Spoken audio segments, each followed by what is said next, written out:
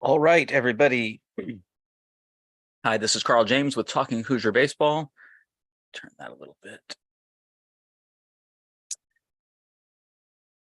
We are here awaiting the announcement of the regional hosts. What I'm showing you here on the screen is my current working list based on the RPI nitty-gritty report from Warren Nolan. I've downloaded the data not that long ago, actually at 6:42. So there were still two games that had not been played at this point. There is a third game that is still in play, which is the Big 12 championship game. That's why I have Oklahoma State with 0.1 of an auto bid because they are getting beat pretty handily by TCU, although did not come to play. Okay. UNCW did in fact win the Colonial. Okay. So what I basically have here is you can see the RPI ranks of the teams. What the NCAA is going to be putting out here pretty soon, starting at 8:30, will be, I'm pretty sure it's going to be in no particular order. They're just going to list the 16 teams that should be hosting an NCAA regional.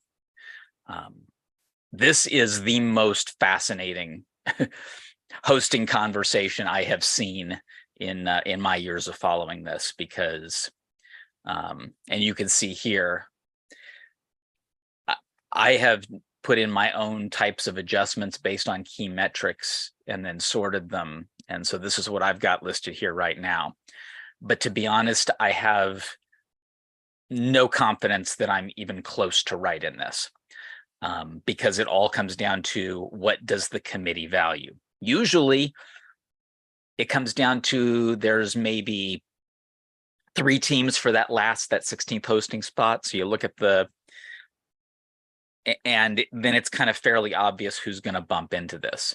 So what I've done here has been strictly by first RPI and then adjusted for conference winning percentage specifically. And I have that different based on what conference they're in, but particularly the major conferences, SEC, ACC, because there's some teams with really good RPIs who have very poor conference records.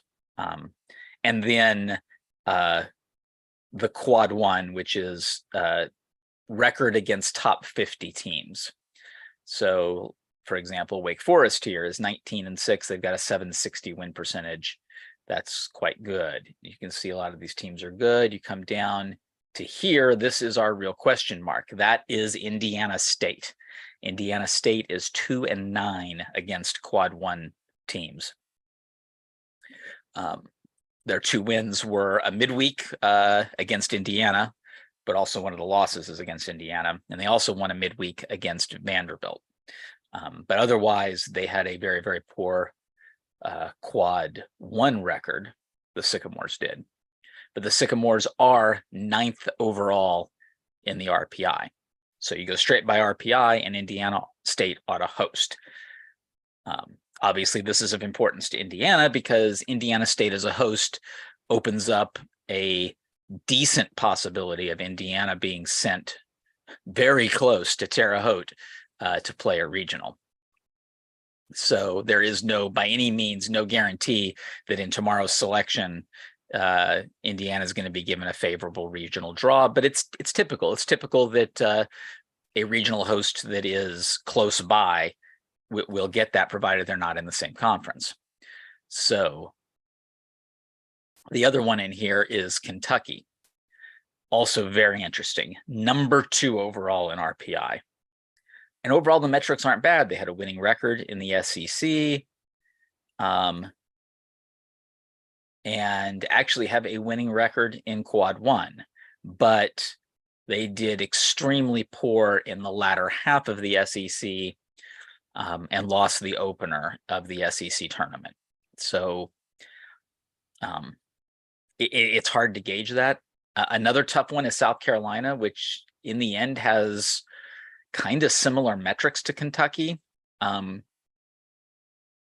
but they were, considered, they were a candidate for #1 team in the country earlier in the season. After some injuries, have really, really struggled down the stretch.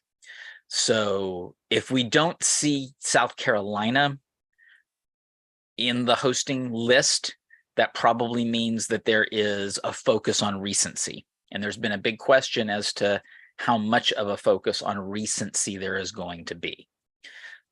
The official metric for recency is record in the last 15 games.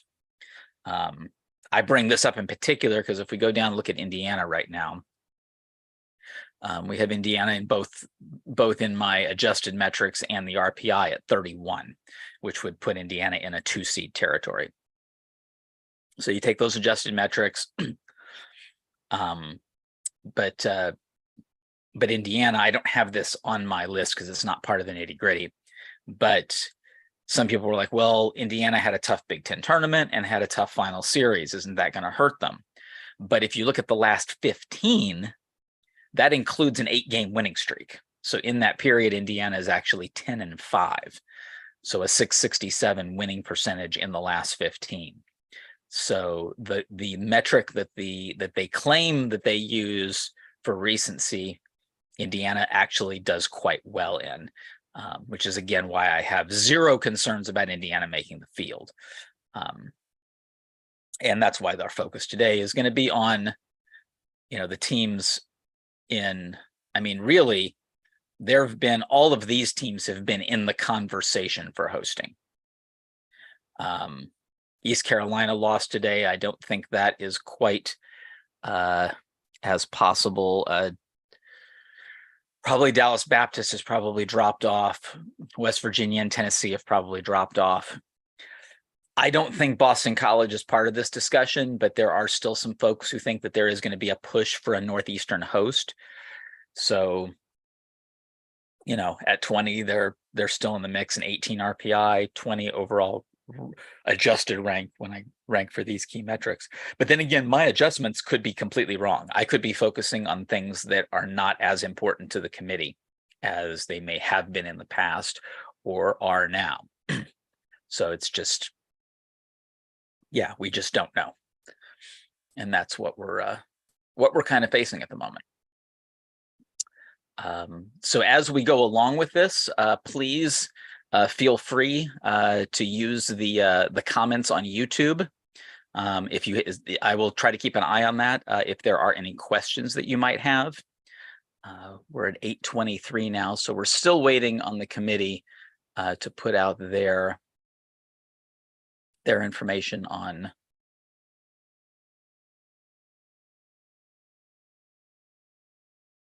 who's going to be hosting. So yes, their last tweet was congratulating the San Jose State Spartans on winning the Mountain West tournament. So I've got that pulled up here so we can discuss. And what I'm going to do is just mark, if they say they're doing it in a particular order, I'll put the order number here. Most likely I'm just going to be marking a 1 to say that they are in fact a host, because that's probably all we're going to know. Is who the host is. And then once we have that, we'll be able to look and see if my adjustments were good, then we should see 1s right down these first 16 ending at Indiana State. If my adjustments were not good, we will see some holes up here and a couple more down here, and we'll get a better idea of exactly what's going on at that point.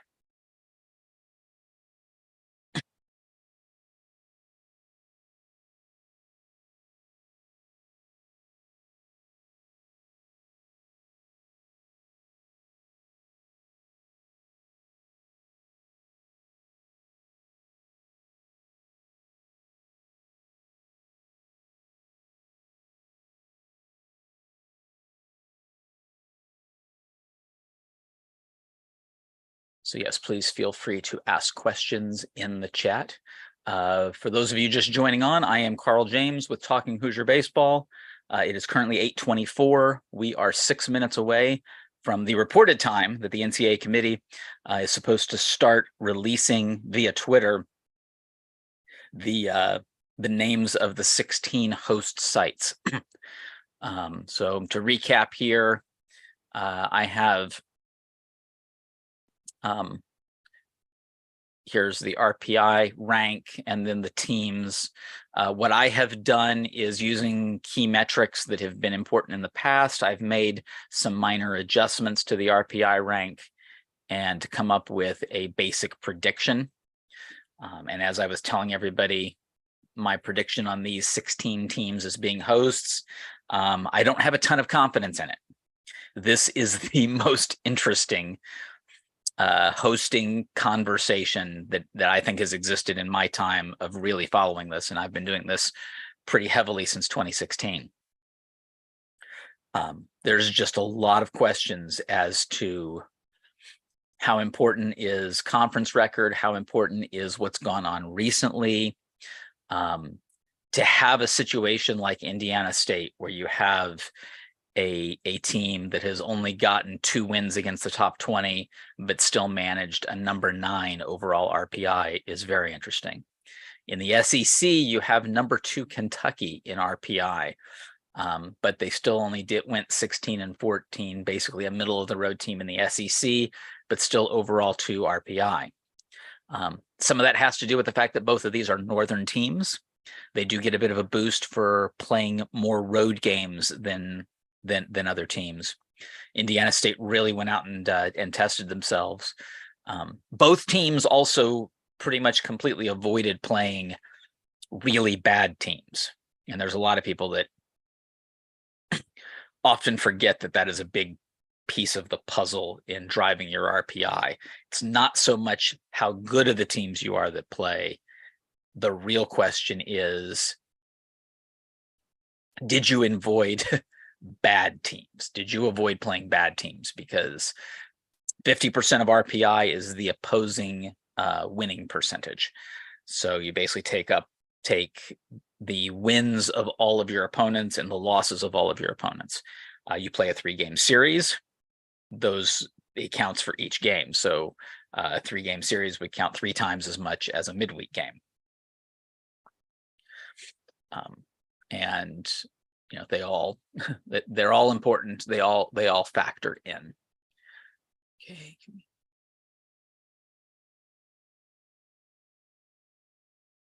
And letting some of the other social media know that we are live. See if we can attract a few more folks.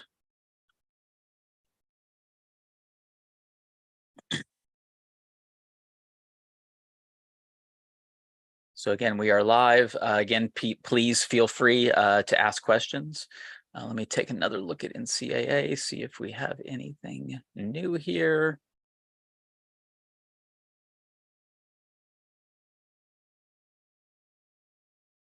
Not seeing anything just yet, but I honestly don't expect it quite yet. It's 8:28.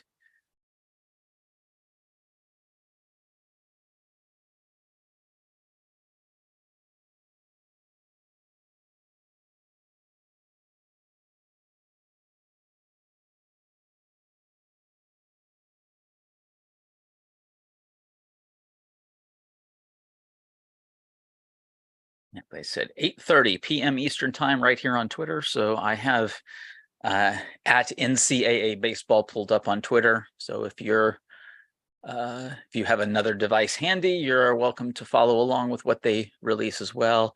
In the screen I'm sharing, I'm going to mark down each team that gets selected as a host. So as you said, we can see up to Indiana actually on this list. So I guess to kind of, while we're waiting for this, I was going to recap that for those of you interested in how this impacts Indiana, the hosting situation is going to impact just where Indiana is going to go. For those who live here in the general South Central Bloomington area, a preference for regional for traveling would easily either be Indiana State or Kentucky are the 2 teams that are local. You know, a month and a half ago, we were talking about Louisville, but Louisville now looks like they're not even going to be a postseason team. Louisville really, really struggled in the latter half of the ACC season and have pretty much dropped out.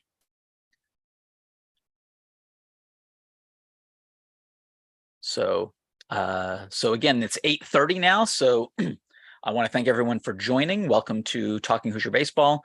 My name is Carl James. I have been doing bracketology around Indiana baseball for quite a while, since 2016.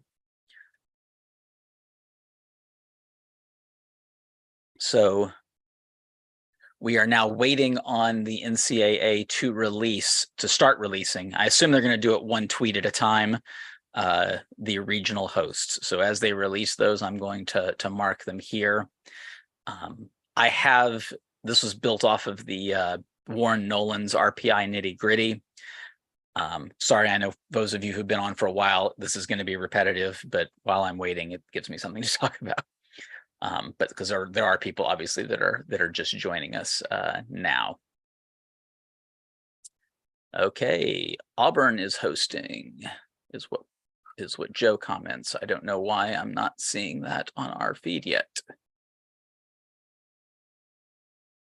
So if they're announcing Auburn, that probably means it's being done in alphabetical order. So, yep, here we go. So maybe off alphabetical by city. So Auburn, Charlottesville is Virginia.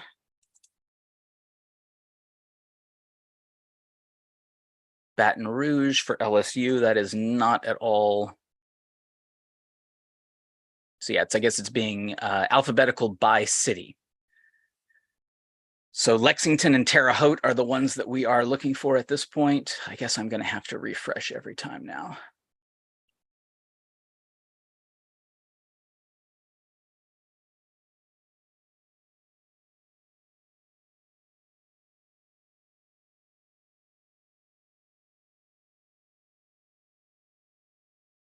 So South Carolina is hosting. So this is not as much recency bias as we thought. Coastal Carolina did make it. That was a real question as to whether they were going to make it. Let's see, Clemson has made it. That was not really in dispute. We knew that was going to happen. The more interesting question with Clemson is what their overall seed is going to be. So we're waiting to see what that's going to be like. Obviously, we have not gotten to the L's yet. So yes, Arkansas will be hosting.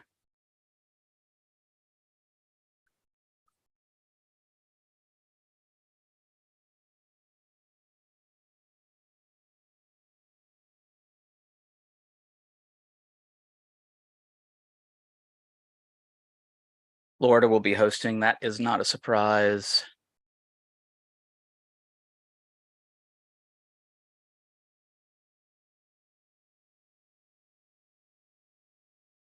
Miami will be hosting. There was a minor question about that.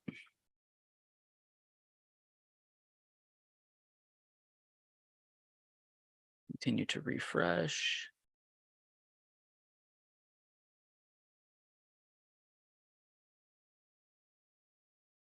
All right, Kentucky will be hosting. There will be a Lexington regional.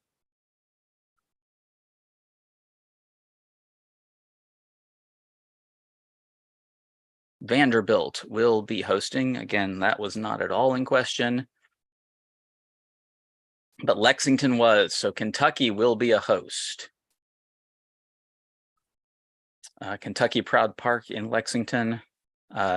IU has already played there this season. I got a chance to go there. It was freezing cold when I went there, but it's a beautiful park. It's only a few years old. It's a different park than when Kentucky hosted a while back.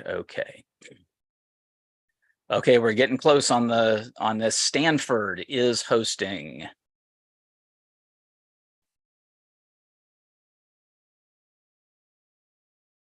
I'm actually right now having a trouble remembering what some of these towns' names are. We obviously still have not passed Terre Haute yet. So we'll see if Terre Haute would probably be up pretty darn soon if it makes the list.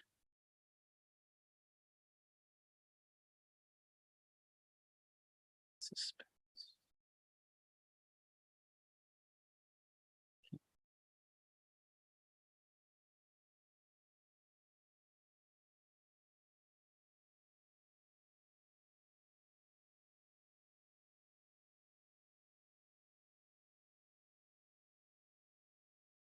There will be a regional in Terre Haute, Indiana at Bob Warren Field. Indiana State will be hosting. So both of the nearby regionals for IU have been selected. Stillwater, Oklahoma State is also a host. But yeah, I did not think I would ever be talking about the Terre Haute Regional, but it is happening. Alabama will also be hosting.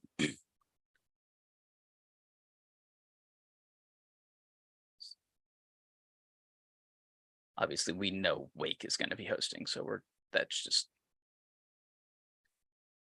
just waiting for that to be actually official.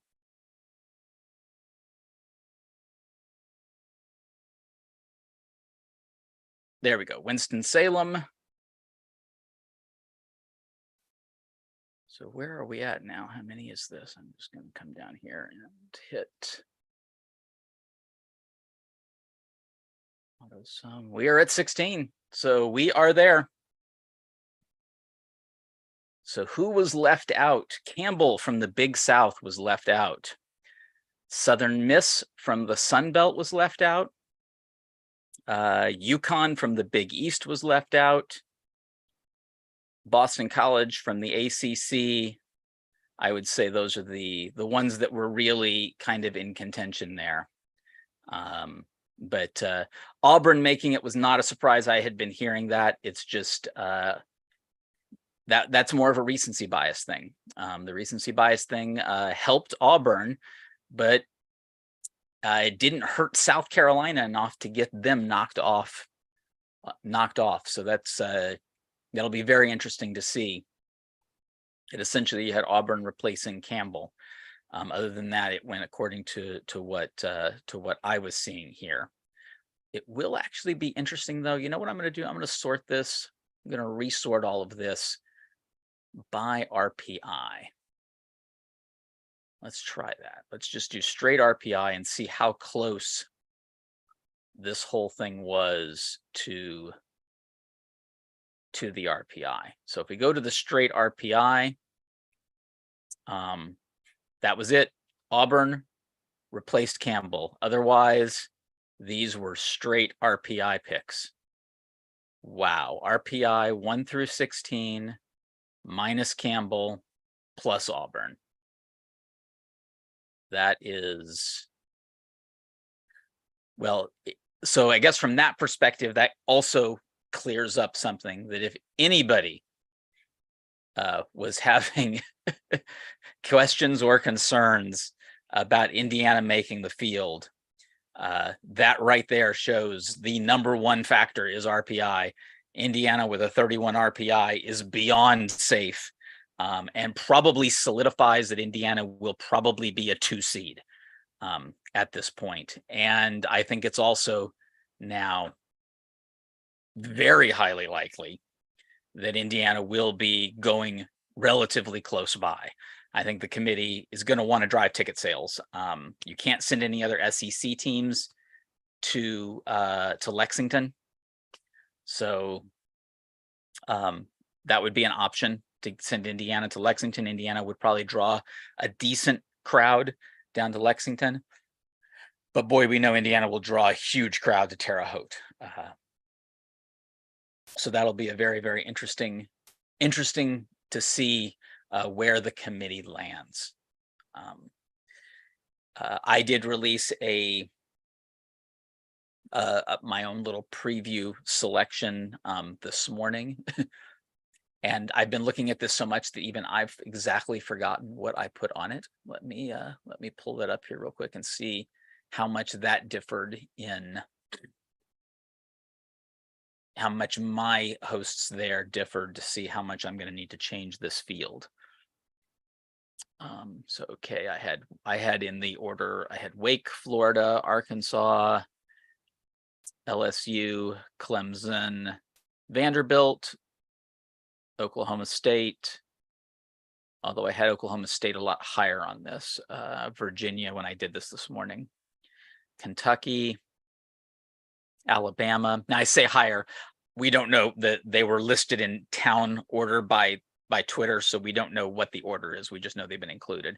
I'm comparing it to I guess to the RPI right now.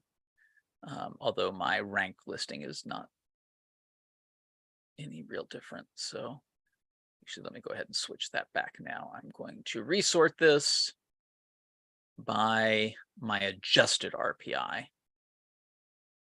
Okay. So in this case, I had, okay, yeah, actually I did have Oklahoma State at 7. So that wasn't, I'm right there. Okay, so Alabama, I had at 10.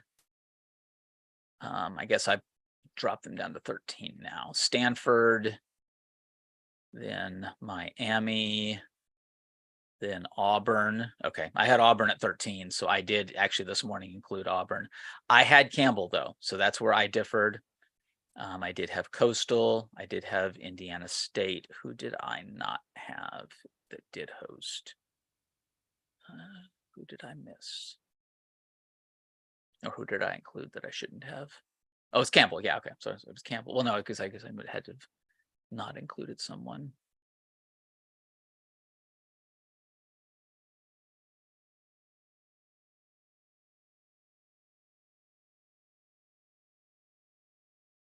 Not sure.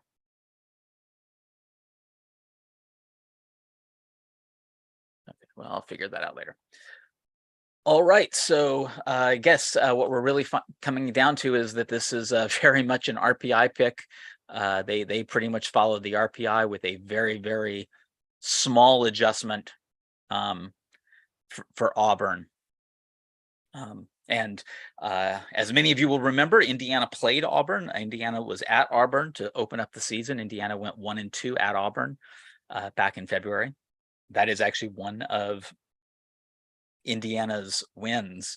So actually, if you go against, let's take a look at this. So of the hosts, Indiana has not played Wake, Florida, Vanderbilt, Arkansas, LSU, Clemson, Oklahoma State. There was a midweek game against Kentucky, which was a loss.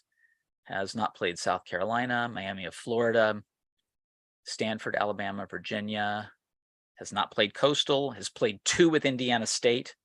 That's split 1-1, so that's 1-2 plus the other 1-2. So Indiana is 2-4 against the hosting field. That's Indiana's record against the hosting field, which isn't horrible for someone looking for a 2 seed. That's something that might actually get considered in that.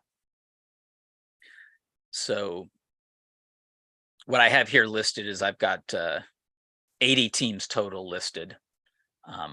Most of them here at the bottom are ones that have auto bids, and I've been going through and deleting some teams, but I'm keeping this open as I build another field of 64, which I'm going to use based on this. But it turns out I was not that far off. So the field of 64. In fact, I may go ahead and switch to that now. I'll switch to the field of 64 that I had built before.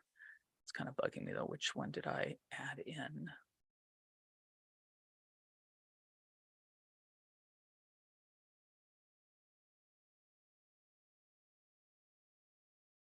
Stop that share.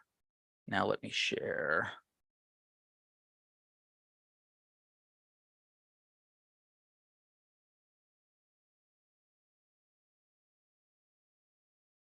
Okay, so now I'm going to share the article from iubase.com that I wrote this morning, which then has the field of 64 that I had put on. And in my field, I do something a little bit different, which is if you'll notice these numbers for each regional. So you have the 1 seed, the 2 seed, the 3 seed, the 4 seed. I also included a 1 through 64 number. So essentially I did rank, not really seed, but I ranked all 64 teams in the tournament. And that is how I divided the 1, 2, and 3 seeds. Now, how they get assigned to individual regions, that can vary. And I went through a process that I usually go for in order to get these regional assignments. Actually start with the 4 seeds and get them assigned. You're trying to keep things as close as possible. So that's a big push. But at the same time, like I prioritized Wake Forest. It wasn't just because George Mason's in Virginia, which is close to North Carolina, but George Mason was literally the 64th team on the list. So I exclusively decided to give that to Wake Forest. You'll notice 62-2. Actually got pointed out to me on Twitter today that I kind of messed up. I've got Sam Houston State playing Indiana on Friday. That's probably not the case. If it comes to Indiana being ranked 30th or 31st as I have now, probably looking at 32 or 33 in that range is very likely, because there isn't really a good local 3 seed from what I can tell. So we look at this, Washington at 35 is a possibility. TCU at 34. They just won the Big 12. I think they just won. They were winning the Big 12 tournament. They may actually bump into the 2 seed range too. That's a possibility. And it's not impossible that Indiana will fall to a 3 seed. And in fact, that might actually make it easier to place Indiana at Indiana State, I guess, as a 3 seed. That gives them more options for who to put up here at the 2 seed. For example, they could send Tennessee, and that actually might make more sense, is to send Tennessee to Indiana State. I could really see that, and I think that was what D1 predicted, sending Tennessee to Indiana State as the 2 seed, making Indiana the 3 seed here. But that would give 3 Indiana teams in Tennessee. I think that is a legit possibility for how this might play out.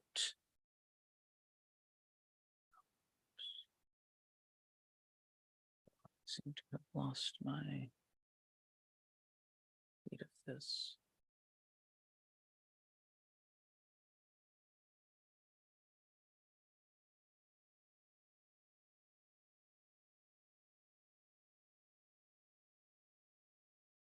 Oh, yeah. Okay, let me stop this share because that's where. So I'm going to stop that share now. Do a different screen, go back here. All right. Well, that's really all I've got for this. I am going to work on one more bracket before tomorrow morning. So I'll probably put out another bracket tomorrow morning after I've had a chance to kind of dig into what this hosting situation means. Again, not much has changed here. It really hasn't. Because if we, I'll show it to you one more time, the list of hosts. Let me do that one more time here. Let's go to. Sorry, I've got a very big screen and a lot of things on it. So let me do that here. Let me go, here we go. So let's share my spreadsheet with the nitty-gritty report one more time. All right, so our hosts, and this is my adjusted ranking, which is I'm gonna have to figure out what the fudge factor is that we'll get. I mean, I've got South Carolina all up here. So I think a recency thing, which may in fact be last 15 games. You know what? I think I'm going to put that in here, last 15 games. And we'll see, that may be the fudge factor that's necessary to get Auburn up into the top 16 and get Campbell out of the top 16. But Campbell did just win their tournament. So that's tough for them, because let's take a look here. Wow, they had a 87 non-conference strength of schedule. That's one that sometimes gets picked on. Obviously did well in their conference. Well, they did 9-5 against Q1. So yeah, that's hard to see where they went wrong, and they obviously did quite a bit better than Indiana State did. But boom, that's straight RPI. Campbell's 14, Indiana State's 9. The RPI clearly reigns supreme in this. So a lot of what I put together, in fact, I may need to back out some of these adjustments. I may have been over adjusting. In fact, I would now not be shocked. I mean, I do kind of have it. I have them right at 8 for Kentucky to get a top 8 seed. Because keep in mind, the top 8,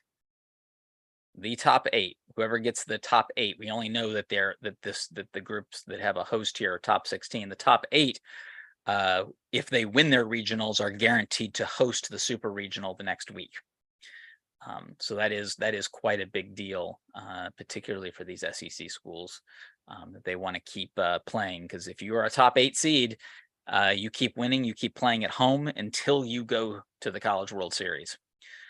So that is a big deal. We will be keeping an eye out. I think Indiana fans have to be very pleased with this list of hosts. This list of hosts is probably the best news overall. The focus on RPI and the fact that Indiana State and Kentucky are hosting, it means the odds, and it's not a guarantee. The committee could just make a decision and send Indiana on a far trip anyway. But I think there's a really, really good chance that they're going to want to use the fan base of Indiana to help sell some tickets at these northern regionals. So congratulations to those two schools, and particularly congratulations to the Indiana State Sycamores. That is quite a achievement for that program to get a 1 seed and to get a regional host. So we will, and we may well see Indiana fans at Bob Warren Field. So that will conclude this edition of Talking Hoosier Baseball. Please check iubase.com and at iubase17 on Twitter. We will continue to have updates. We will have coverage on the selection show itself, which is at 12 noon tomorrow. So thank you very much. And while it won't be this year, either at fall ball or next season, we will see you at the BART.